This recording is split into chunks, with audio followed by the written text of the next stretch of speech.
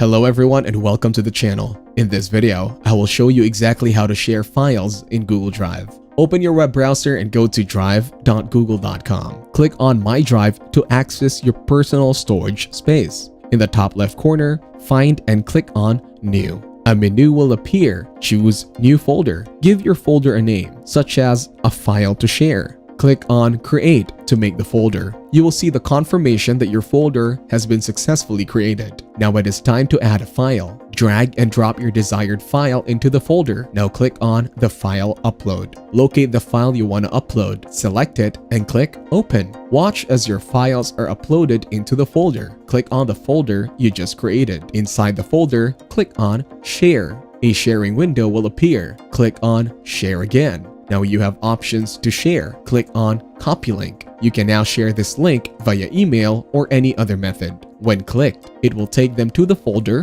where they can view and download the files. Thank you everyone for watching. Hope you got some value. Make sure to like the video and subscribe to our channel. Leave a comment down below. See you in the next one.